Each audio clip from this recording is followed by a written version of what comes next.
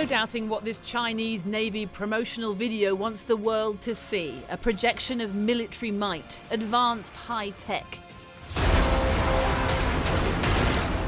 A modern Chinese army, powerful and poised. Hey, Boris. Well, good morning from Australia. A slightly less polished response from the President of the United States, but he clearly understands the message, though he appeared less clear on the name of the Australian Prime Minister. That fellow down under. Thank you very much, pal. Appreciate it, Mr. Prime Minister. The man, Scott Morrison, who Joe Biden piped into the White House alongside Boris Johnson to declare a new military pact aimed at countering China's perceived aggressive build-up in the Indo-Pacific. We need to be able to address both the current strategic environment in the region and how it may evolve, because the future of each of our nations, and indeed the world, depends on a free and open Indo-Pacific enduring and flourishing in the decades ahead. After the chaotic withdrawal from Afghanistan, President Biden is desperate to refocus foreign policy and national security on what he perceives to be America's biggest threat, China. And one way of doing that is to give Australia access to America's secret nuclear technology to power stealth submarines in the South Pacific. Joe Biden didn't mention China, but in referring to rapidly evolving threats, it was clear what he meant. China has sort of provoked this with its behavior over the last several years, you know, all across China's borders, from India to Hong Kong to Taiwan to the South China Seas. And what do you think will be China's reaction to this? I expect the usual sort of démarches and, you know, wolf warrior diplomacy. But at the end of the day, you know, it's precisely that kind of aggression that led to this in the first place. This was China's immediate response to slam the move as a highly irresponsible act. The US, the UK and Australia's cooperation in nuclear submarines severely damages regional peace and stability, intensifies the arms race and jeopardises the international efforts in promoting the non-proliferation of nuclear weapons. The French foreign minister was furious too, accusing the Australians of stabbing them in the back by breaking a deal to use French submarines, and said Joe Biden's abrupt, unpredictable decision was just like Donald Trump. Ça ressemble beaucoup à ce que faisait Monsieur Trump.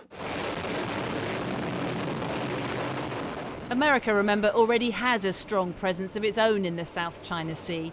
Now this new defence pact promises to expand that even further. But in so doing, the question is whether or not Joe Biden and his allies have bolstered global security or weakened it. Well, within the last few minutes, US Secretary of State Antony Blinken has tried to reassure international allies about the military deal with Australia. We welcome European countries playing an important role in the Indo-Pacific. We look forward to continued close cooperation with NATO, with the European Union, and others in this endeavor. France, in particular, is a vital partner on this and so many other issues. Well, joining me now from Washington is Richard Fontaine, who is Foreign Policy Advisor to the McCain 2008 presidential campaign, Sir Mark Lyle Grant, the National Security Advisor to Theresa May's government, and former French diplomat Pierre Marcos, who now focuses on European security issues at the US think tank, the Centre for Strategic and International Studies. Welcome to you all, gentlemen. Let me start with you, Richard. This is a big deal, isn't it? It is a big deal. It's been 70 years since the United States has shared nuclear propulsion technology, a technical thing, but an important one for nuclear subs with any other country. Decided to do that. That country's Australia, and it's bringing in the only country that it actually ever did in 1958 with the UK, and doing this in this new alliance, part of Britain's tilt east. Australia is concerned about its deteriorating security environment, and the United States focus on trying to right the military balance across the Indo-Pacific. And yet it's managed to upset both Beijing and Paris, who more or less use the same language. I think the Chinese said it's Trumpism without Trump. The French called it a stab in the back. Is it really worth upsetting so many people for the sake of this new beefed-up security in Australia? Richard? Well, China is going to be upset, of course, no matter what. China's the backdrop. And in fact, this is largely a response to China's military modernization and aggressive approach to foreign policy over the past few years.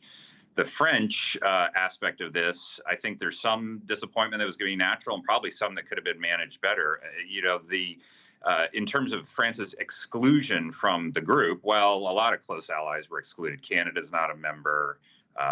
New Zealand's not a member. Japan's not a member. Germany's not a member. France isn't a member.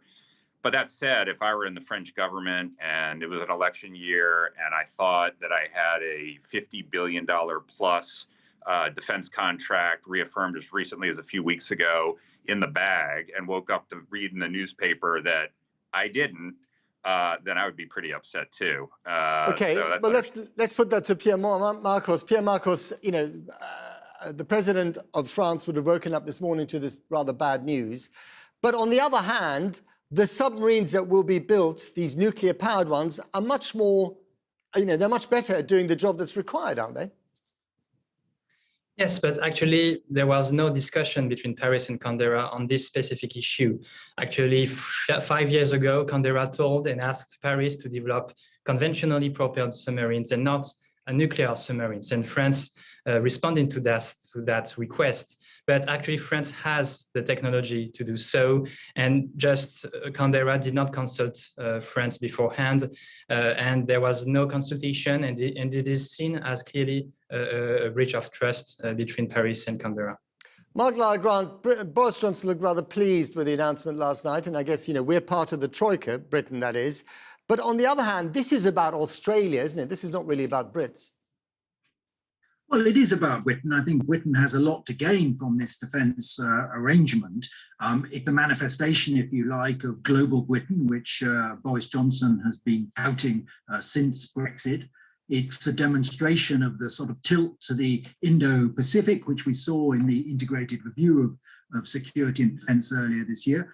And I imagine that there will be substantial commercial benefits for UK industry. So there's a lot to gain from this from the United Kingdom's point of view. Pierre Marcos, does this make relations between London and Paris, already strained by Brexit, more difficult still? I think that this episode will clearly leave deep marks in France and will definitely complicate relationships, not only between France and London, but also with Washington and Canberra. And we should not underestimate how this partnership was important for Paris. It's not only a business deal, it was a strategic partnership, 5 decades long, entailing many cooperations in terms of armaments, intelligence, interoperability. And this decision just jeopardized the whole cooperation between France and Australia, which was a key part of France's strategy in the region. Mark Lyle-Grant, just briefly on that one, is it really worth upsetting our French neighbours for the sake of a deal done with Australia thousands of miles from here? Well, I'd make a couple of points of that. I mean, if the boot was on the other foot, I don't think anyone would expect France not to take up that deal. The initiative for this arrangement came from the Australians because they felt that the arrangement that they had reached with the French was not going to deliver what they needed, because the developments in the region mean that you need nuclear-powered submarines now because they can stay underwater for longer, they're more stealthy. And with the Chinese expanding in the South China Sea, it's obviously essential that Australia has that sort of capability. Yeah. And that capability Britain and America can offer, and the French were not offering. So yes, it's undoubtedly going to be a blow in the short term to the Anglo-French relationship, which is already very strained, as Pierre says. But I would point to the Lancaster House Treaty, which has been going between Britain and France since 2010, is very much focused on defence cooperation, including the most sensitive nuclear cooperation, going beyond just nuclear power, but actually to nuclear weapons. And I hope that that will still be reinvigorated.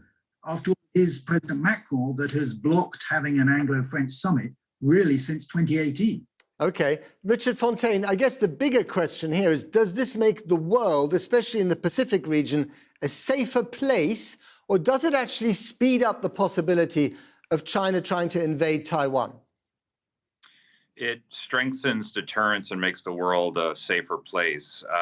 Once this is implemented, it will have the effect essentially of doubling the U.S. Nuclear submarine presence in the Indo-Pacific by bringing in allied subs in a sense.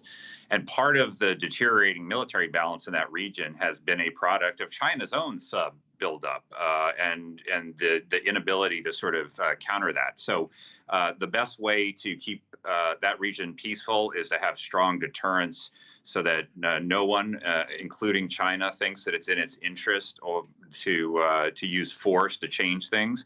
And I think this will help, not hurt. But is it not possible that the Chinese who've had their, I mean, Xi Jinping has been very open about, getting Taiwan back, unifying it with the Chinese mainland, including by force, if necessary. Is it not possible that this will speed up those plans so they can get it done before those new subs are in place? I don't think so.